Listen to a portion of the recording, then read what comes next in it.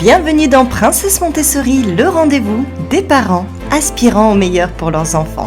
Je suis Ksenia Trubetskoy, princesse et passionnée par l'éveil, le développement et le bien-être de nos enfants, mais aussi des parents.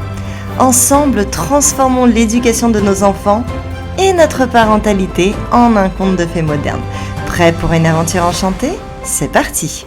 Et si certains comportements de votre enfant n'étaient pas seulement une question de caractère, mais de perception sensorielle ? Aujourd'hui, nous plongeons dans le sujet de l'intégration sensorielle et des troubles sensoriels. Un sujet passionnant, encore méconnu, mais qui impacte profondément le développement moteur, émotionnel et social des enfants.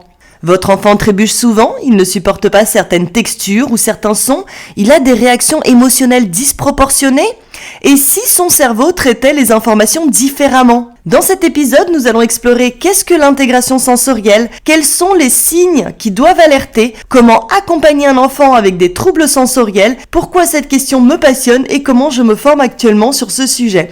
C'est parti pour un voyage fascinant dans le monde sensoriel de nos enfants. L'intégration sensorielle, c'est ce qui permet à notre cerveau de traiter, organiser et répondre aux informations sensorielles. Le toucher, l'ouïe, la vue, l'équilibre, la proprioception, perception du corps dans l'espace. Un enfant dont le système sensoriel fonctionne bien intègre ces informations de manière fluide et adapte ses réactions en fonction de son environnement. Mais quand ce processus ne fonctionne pas correctement, cela crée un décalage qui peut affecter toute sa vie quotidienne. Les signes qui doivent alerter sont les difficultés motrices, tombe souvent, évite certains mouvements, semble maladroit. L'hypersensibilité sensorielle, n'aime pas les vêtements serrés, ne supporte pas certains bruits, refuse d'être touché.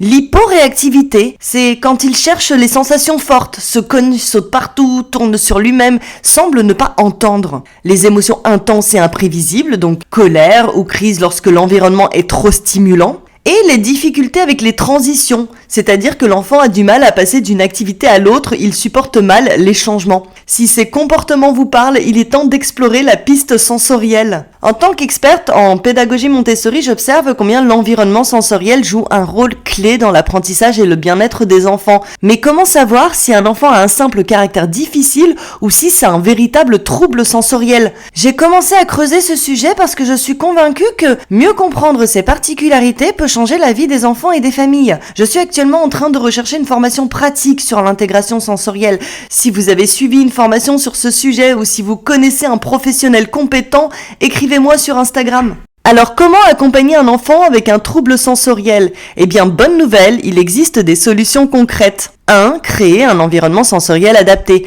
un espace structuré et prévisible pour réduire l'anxiété. Des coins sensoriels avec des éléments qui apaisent, tissus doux, objets lourds, jouets sensoriels. 2. Stimuler l'intégration sensorielle par le jeu, parcours moteur avec des planches d'équilibre, exercices proprioceptifs pour apprendre à sentir son corps, massage et pression profonde pour rassurer et calmer. 3. Accompagner les émotions et verbaliser. Nommer les sensations. Je vois que ce bruit t'agace, c'est trop fort pour toi ?